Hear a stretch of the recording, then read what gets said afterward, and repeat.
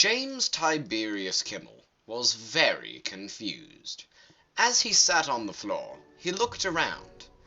The room he was in right then looked nothing like the janitor's closet he was just in a few moments ago.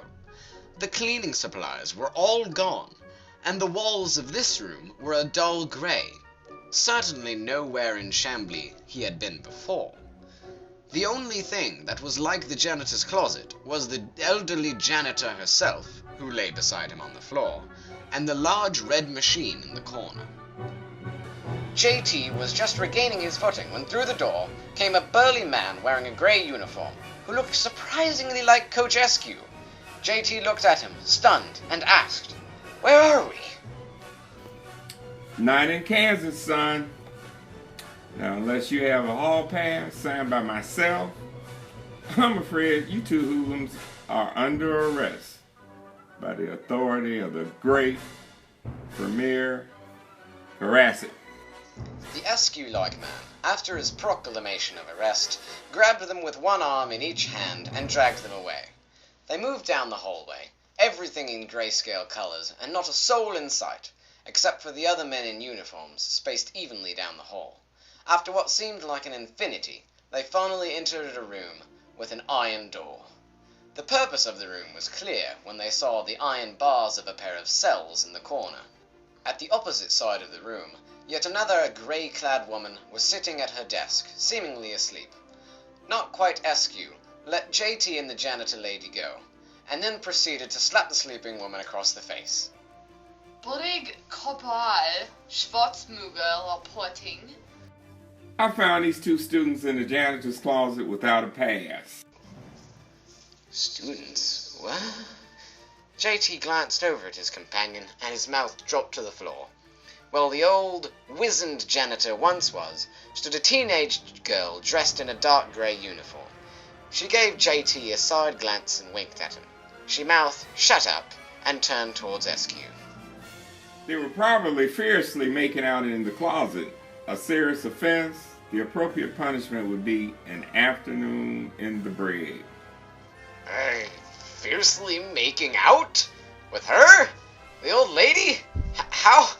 Is that girl the janitor? Or you could always make them useful. They could help prepare the festivities for Premier Karassik when he visits his alum. The bathroom is the only thing in Chambly Military School that is not absolutely spotless. Karassik?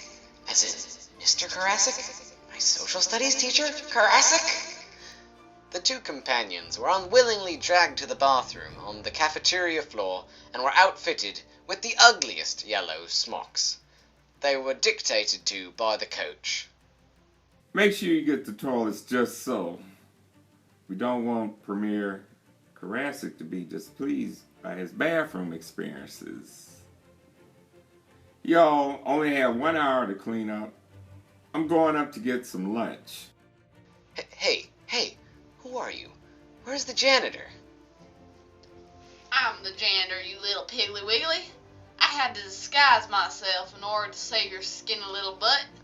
You frightened me and accidentally sent us through a transdimensional portal to what appears to be a military-like Chambly. Disguise yourself? With what? I can't imagine a device that could fix your face.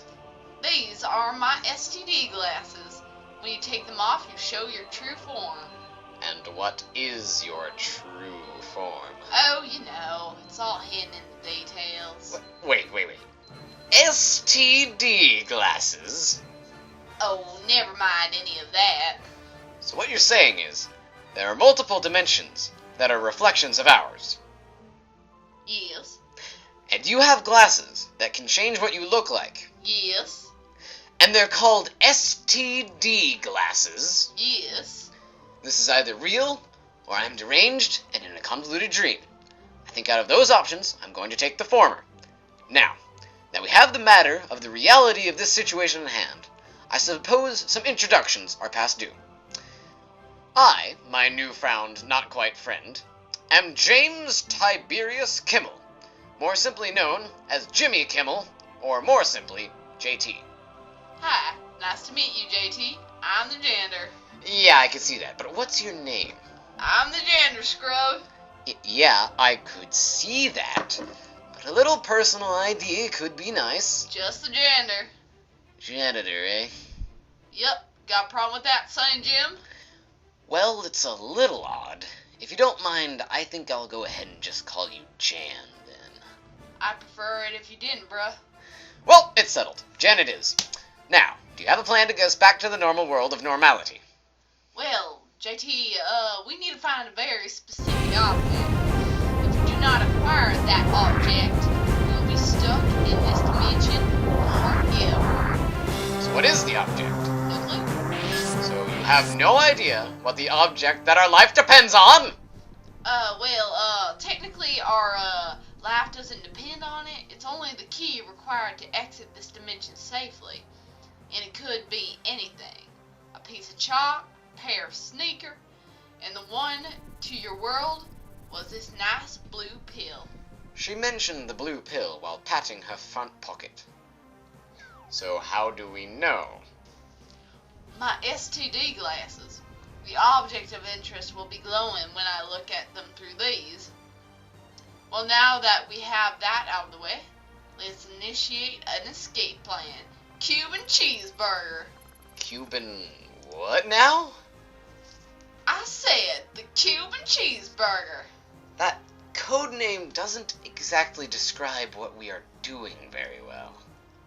Well, if it described what we were doing, then it wouldn't be a very good code name, would it? Fair enough. Lead on, cheeseburgeress. At that, she simply adjusted the glasses on her face, and in that instant, she was the spitting image of Coach Sergeant Eskew. You there, in the uniform. Open the door. This kid had enough bathroom floor for today. Sir, what about the girl? What girl? Can't you see it's just us in here, fool? What's of it? I suppose, sir, here you go, sir. March, kiddo. Sir, yes, sir. They made it a good way down the hall, when suddenly, from behind them, the soldier's voice came yet again. Sir, the premier is performing his speech in the auditorium. That's the other way. But Of course. Lead on, Corporal. The corporal then led them down the hall to the auditorium, where it seemed the rest of the school had gathered. As they entered, it was dead quiet, even though there were hundreds of people in the room. At the far end of the room stood on the stage a lone podium, above which, on the wall, hung the Wheel of Consequence. As the janitor and JT sat down, Karassik approached the stand. Greetings, fellow Chambly battle pigeons. It pleases me to see so many fine students of the Chambly Military Academy, ready to go to war against the blasphemous Georgistanians. Even though I will admit, the majority of you are all expendable, it warms my heart to see so many fine, upstanding Karassikstanians ready to fight for what I believe in. Yo, GT, you see the big wheel on the wall above the premier? What of it? That's what we're looking for. How do we get it down? Like this. She grabbed a nearby AP Karassikstani history book and proceeded to coolly and calmly chuck it at the Wheel of Consequence. Just as Mr. Karassik was beginning to talk about the now inflated economic state of the region of Andersonland, which was where Chambly was located, the book connected soundly with the wheel and was promptly knocked off the wall directly onto Premier Karassik. Karassik was instantly knocked unconscious by the metal disc, and after that the wheel rolled quite conveniently to JT and Jan's feet, where it fell and rolled on its rim for a few seconds. The auditorium was silent, with all eyes on the janitor and JT, and so Jan took that moment to transform back into her old lady self and say, It was a pleasure to meet all of y'all. Now I'll just be taking this wheel and bye. JT grabbed the wheel off the floor and sprinted from the room with Jan, although security was hot on their heels. They ran down the hallway and bounded up the stairs, but on the way up, an unfortunate event occurred. Jan tripped. Out of her pocket came the bright blue pill, as it flew through the air, destined to become a shattered mess on the floor. JT, who obviously knew how to calculate the trajectory of an object in a fraction of a second, did so. He knew he had gotten the math right. The only issue was, his little legs could not get very far off the ground, and instead of landing in JT's open palm, the pill landed directly in his oral cavity. It was instantly swallowed. Mortified by his mistake, JT shouted at the janitor, "I swallowed the pill!" Oh, pumpernickel bread, we may never be able to get you home again. I will never be able to taste the wonderful tuna sandwich that only your dimension had to offer. What? Quick, back in the closet! But I just came out of the closet! They fled back into the closet and slammed the door behind them and locked it. Quick, put the wheel in the slot. The slot's too small! Size doesn't matter. Just put it in and it'll fit just fine. Quick, before they get in. Okay. It fit! So, if we can't go back to my home, where are we going? Simple. To the STD headquarters, the Glass Citadel.